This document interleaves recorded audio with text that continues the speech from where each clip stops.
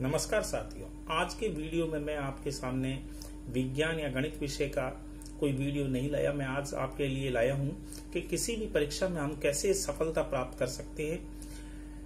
मेरे पिछले वीडियो में आपने गणित और विज्ञान विषय और एक मोटिवेशनल वीडियो देखा था।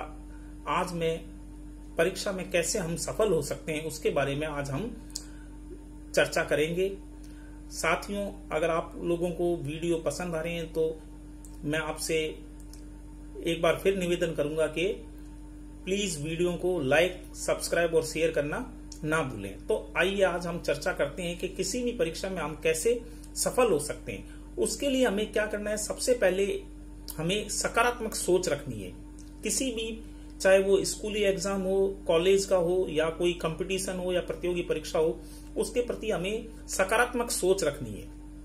और सकारात्मक सोच रखने से हमारा जो हम एग्जाम देते हैं उसमें हमें सफलता निश्चित मिलती है, क्योंकि सकारात्मक सोच से ही हमें मनोबल प्राप्त होता है और मनोबल के द्वारा ही हमें कर्म करने की इच्छा जागृत होती है और हम उसके प्रति निष्ठापूर्वक लगन से मेहनत करते हैं। तो सबसे पहले हमें सकारात्मक सोच रखनी है। आप लोगों ने साथियों वीडियो या किसी न्यूज चैनल में या यूट्यूब में या अखबारों में कई बार आप पढ़ते हैं कि एक छात्र जो एवरेज स्टूडेंट था, 50% 10वीं में, 12वीं में, ग्रेजुएशन में 55% नंबर लेकर आया, लेकिन वह आईएएस में सफल हो गया, या एसएससी जैसा एग्जाम या कोई और बड़े जो एग्जाम्स होते हैं उनमें वो अच्छी मेरिट से पास हो गया, जबकि उनकी एकेडमिक क्वालिफिकेशन बहुत ही नॉर्मल होती है, फिर भी वो एग्जाम क्लियर कर लेते हैं। वो केवल मात्र उनकी एक सकारात्मक सोच होती है और निष्ठापूर्वक वो उसी की तैयारी करते हैं, लगन से मेहनत करते हैं और वो सफलता प्राप्त करते हैं। अच्छा, सकारात्मक सोच के बाद में दूसरी चीज होती है कि हमें धैर्य रखना होता है। धैर्य का मतलब हमें ऐसा नहीं कि हम कोई आज तैयारी करी और कल एग्जाम देने चले गए और उसमें हमें सफलता मिल जाए। बाई चांस कईयों को मिल भी जाती है, लेकिन बहुत ही कम परसेंटेज ऐसी होती है जो किसी एग्जाम में ऐसे आज एग्जाम की तैयारी करी 15 दिन और वो एग्जाम में पास हो गया। ऐसे बहुत ही कम छात्र होते हैं और उनकी किस्मत भी बहुत अच्छी होती है। लेकिन अगर कोई धैर्य पूर्वक लगातार परिश्रम करता है तो उसे सफलता अवश्य मिलती है। हमें धैर्य रखना होता है, क्योंकि आज के युग में आप देखते हैं कि कोई भी एग्जाम का शेड्यूल, जो कंपटीशन एग्जाम्स होते हैं उनका शेड्यूल निश्चित नहीं होता। किसी भी कारणवश परीक्षाएं पोस्टपोन्ड हो जाती हैं या पेपर आउट हो जाता है, या फिर कोई भी, जैसे अभी कोरोना काल चल रहा है तो उसके कारण कई परीक्षाओं की तिथियां बदल दी गई थी। तो हमें धैर्य रखना है। ऐसा नहीं कि अरे अभी तो एग्जाम को 6 महीने पड़े हैं, हम लास्ट के 2 महीने तैयारी कर लेंगे और हम सफलता प्राप्त कर लेंगे। ऐसा नहीं, हमें धैर्य रखना है और लगातार प्रयास करते रहना है। कई बार हम देखते हैं कि कुछ स्टूडेंट, मेरे भी साथी मैं देखता हूं, जो स्टेट लाइब्रेरी या अन्य लाइब्रेरियों में जाकर लगातार 6-6 महीने से तैयारी कर रहे थे और बहुत अच्छी उनकी तैयारी थी और वो ईमानदारी से अपनी तैयारी कर रहे थे। लेकिन जैसे ही कोई उनको खबर आती है कि भाई एग्जाम पोस्टपोन्ड हो गया है, या कोई ऐसी के आता है कि भाई एग्जाम अभी नहीं होगा, स्थगित हो गया या पेपर आउट हो गया, तो उनकी फिर वो तैयारी या रूटीन उनका नहीं रहता और वो सोचते हैं कि अब तो 6 महीने और मिल गए, हमने अभी तो कोर्स करा हुआ है, हमें याद है, अब हम लास्ट के 2 महीने में फिर तैयारी करके एग्जाम पास कर लेंगे, लेकिन वो फिर सफलता उन्हें प्राप्त नहीं होती। तो इसलिए हमें धैर्य रखना है और लगातार परिश्रम करते रहना है। अगली चीज है कि हमें कोई भी एग्जाम हो, चाहे वो कंपटीशन का हो या स्कूल लेवल का या कोई कॉलेज लेवल का, हमें सबसे पहले उसका सिलेबस देखना है, उसका सिलेबस का अध्ययन करना है हमें कि सिलेबस में क्या दे रखा है और क्या हमें करना है। ऑथेंटिक सिलेबस, जो ऑथेंटिक सिलेबस का मतलब है कि जो उस एग्जाम से संबंधित जो संस्था या जो भी है उसके द्वारा जो सिलेबस दिया गया है उसको हमें अच्छी तरह से अध्ययन करना है। उसका अध्ययन करके हमें यह देखना है, उसमें 3 चीजों को हमें, सिलेबस को 3 भागों में या 3 चीजों का हमें ध्यान रखना है कि सिलेबस को देखा, उसके बाद में आप देखिए कि आपको उस सिलेबस में से क्या आता है। दूसरा है हमें क्या नहीं आता, और तीसरा ऐसा सिलेबस में क्या है जिसमें हम मेहनत करके उसको हम क्लियर कर सकते हैं और उसमें स्कोर कर सकते हैं। तो हमें सिलेबस, सर्वप्रथम हमें सिलेबस देखना है। सिलेबस देखने के बाद में हमें 3 चीजों का उसमें ध्यान रखना है कि एक तो हमें क्या आता है, क्या नहीं आता, और तीसरा है कि जिसमें हम मेहनत करके उसमें स्कोर कर सकते हैं। अब सिलेबस को इन 3 भागों में बांटने के बाद में हमें उसी के अनुसार तैयारी करनी है। जो हमें आता है उसको एकदम सिक्योर कर लेना है। एक उदाहरण लेते हैं, जैसे सिलेबस में 100 चैप्टर है या 100 अध्याय है या 100 लेसन है, किसी भी कंपटीशन में साइंस, मैथ, इंग्लिश और सब कुछ मिला करके उसमें माना 100 लेसन या अध्याय है। अब 100 में से हमें ये देखना है कि हमें कितने % या कितने चैप्टर हमें आते हैं। तो माना कि 20%, 100 में से हमें 20 लेसन ऐसे हैं जो हमें बिल्कुल अच्छी तरह आते हैं। तो हमें क्या करना है, जो 20 लेसन हमें अच्छी तरह आते हैं उसमें हमें इतनी महारत हासिल कर लेनी है या हमें उसमें इतनी अच्छी तैयारी कर लेनी है कि हम उसमें से लगभग 90 to 95% मार्क्स स्कोर कर लें।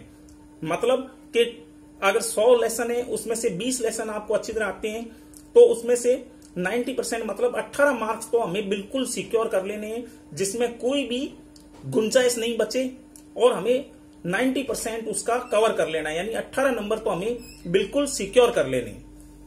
ठीक है।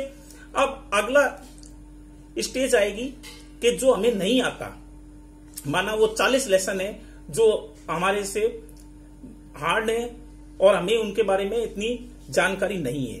तो उसके लिए हमें क्या करना है, उन 40 लेसनों में से हमें मेहनत करके लगभग 25 से 30 लेसन अच्छी तरह कर लेने, अपने सहपाठियों से, अपने अध्यापक गणों से, मित्रों से, या बुक्स के द्वारा या इंटरनेट के द्वारा जो सामग्री उपलब्ध है उनसे अध्ययन करके हमें उसमें से लगभग 25 से 30 अध्याय या लेसन तैयार कर लेने चाहिए और उसमें 25-30 एकदम बढ़िया तरीके से। अब तीसरा उसमें से आ गया कि आपके पास जो मेहनत करने पर आप उन्हें कर सकते हैं, तो वो बचे 20 तो आपका एकदम सिक्योर, उसमें से 18 मार्क्स तो बिल्कुल सिक्योर हो गए। 40 में से आपने 30 नंबर के लायक या 25 नंबर लायक आपने तैयारी कर ली, तो अब दोनों मिलाकर के आपके पास कुल कितने हो गए, 18 और 25 मानते हैं तो 43 नंबर, और अगर 30 लेसन बढ़िया कर लेते हैं तो 48% आपने इजी वे में नंबर सिक्योर कर लिए। अब जो तीसरा चीज है कि जिसमें से हमें मेहनत करने पर हम कर सकते हैं, तो वो हो गए आपके लगभग कितने, 40 हैं वो क्वेश्चन, 40 लेसन। उसमें से हमें मेहनत करके लगभग 30 से 35 लेसन हमें अच्छी तरह कर लेने चाहिए। तो अब कुल मिलाकर के आपके पास स्कोर कितना हो गया, 18 प्लस 25 43 और 30 73, यानी आपने 73% मार्क्स तो सिक्योर कर लिए। अब उसके बाद में हमें क्या करना है कि जो हमने ये सिलेबस के बाद में टाइम टेबल बनाना है। उस टाइम टेबल में हमें ये देखना है कि जो हमें आता है उसको कम समय देना है और जो हमें नहीं आता उसमें हमें अधिक समय देना है, और जिसमें हम मेहनत करके कर सकते हैं उसे अपनी सुविधा अनुसार, अपने अनुसार जितना आप टाइम दे सकते हैं उसे दीजिए। अब आप सबसे पहले एक टाइम टेबल बनाइए। अगर आप स्कूली छात्र या कॉलेज के छात्र हैं तो जो स्कूल और कॉलेज जाने के बाद में जो आपके पास टाइम रहता है उसका सदुपयोग कीजिए और उसका टाइम टेबल उसी अनुसार बनाइए। अगर आप कोई नौकरी या धंधा या व्यवसाय करते हैं तो उसके बाद में जो आपका खाली समय है या उसके बीच में जो खाली समय है उसको टाइम टेबल में सेट कीजिए और उसी हिसाब से टाइम टेबल बनाइए। अब चलो देखते हैं टाइम टेबल कैसे बनाना है। टाइम टेबल में आपको क्या करना है कि माना सोमवार से हमने तैयारी करनी शुरू करी, तो अब सोमवार को हम हमारी सुविधा अनुसार जो हमें सब्जेक्ट हार्ड लगते हैं उनको ज्यादा समय देना है, जो हमें कम हार्ड लगते हैं उन्हें कम समय देना है, और जिसमें हमें स्कोर करना है या जो हमारा इंटरेस्ट है उसको अपनी सुविधा अनुसार टाइम देना है। अब क्या करना है आपको, सारे जैसे गणित विषय को मेहनत चाहिए होती है, उसमें प्रैक्टिस करनी होती है, तो माना 1.5 से 2 घंटे हमने उसको दे दिए, विज्ञान को 1 घंटा दे दिया, जीके और इनको हमने लगभग 1 घंटा दे दिया, हिंदी इंग्लिश ये सारे विषयों को हमने टाइम टेबल अनुसार सेट कर लिया। अब हमें क्या करना है, उस टाइम टेबल के बाद में हमें रात में जो हमने टाइम टेबल बनाया है उसके अनुसार अध्ययन करके रात को हमको उस टाइम टेबल में टिक करना है कि आज मैंने इस विषय को जो मैंने टाइम टेबल में दिया था समय उतना मैंने दिया या नहीं। अगर नहीं दिया है तो उसके आगे हमें नोट डाल देना है कि आज मेरे को 1 घंटा देना था इसमें, लेकिन आज मैं किसी कारणवश या व्यस्तता के कारण केवल मात्र आधी घंटा दे पाया, तो उसके आगे लिख देंगे कि आधी घंटा आज कम दिया। ऐसे शुरू में तो आपको बहुत परेशानी आएगी क्योंकि सिटिंग पावर हमारी बहुत कम लोगों की अच्छी होती है, तो शुरू में तो हमें ये अनबैलेंस चलेगा। लेकिन जैसे ही आप इसको 15 दिन 20 दिन करेंगे तो आपकी हैबिट बन जाएगी और आपका जो समय निश्चित समय दिया हुआ है उतना ही निश्चित आप अध्ययन करेंगे। उसके बाद में अगर आपका किसी दिन जैसे गणित को 2 घंटे देने थे और नहीं दे पाए, तो अगले दिन आपको गणित को 2 के बजाय 3 घंटे देने हैं और उस टाइम को कवर करना है, क्योंकि सीधी गणित है। किसी भी कंपटीशन में समय काम मजदूरी आपने पढ़ी हुई है। समय काम मजदूरी क्या कहती है कि अगर ज्यादा वर्कर होंगे तो कम समय लगेगा और अगर कम वर्कर होंगे तो ज्यादा समय लगेगा। तो उसी प्रकार हमारा जो तैयारी करनी है कि अगर हम ज्यादा तैयारी करेंगे, ज्यादा समय देंगे तो हमें अच्छी तैयारी हो जाएगी। अगर कम समय देंगे तो हमें लंबी तैयारी करनी पड़ेगी। तो इसलिए अगर हम ज्यादा समय देंगे तो कम समय में हम सिलेबस को कवर कर सकते हैं, और अगर आप कम समय देंगे तो सिलेबस को अधिक समय देना पड़ेगा और आपका रिवीजन और वो नहीं हो पाएगा। तो इसलिए ऐसे टाइम टेबल को सेट करना है। उसके बाद में आपको रिवीजन करना नहीं भूलना है। जो भी आप पढ़ते हैं उसे रिवीजन जरूर करना है। अगर आप रिवीजन नहीं करते हैं तो 24 घंटे के बाद में हमारा मस्तिष्क उस चीज को भूलने लगता है। तो इसलिए रिवीजन बहुत जरूरी है।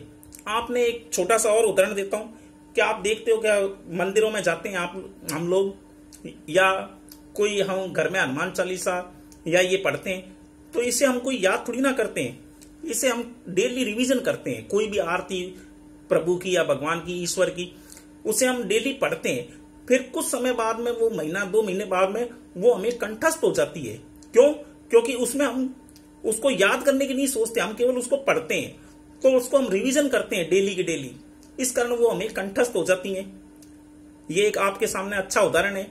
तो इसी प्रकार अगर आप रिवीजन में करते रहेंगे, जितना भी पढ़ा है उसका अगले दिन, फिर वीकली या मंथली, फिर उसके बाद में, और जो चीज आपकी नहीं याद हुई है उसे दोबारा तैयारी करेंगे तो आप निश्चित ही सफलता प्राप्त करेंगे।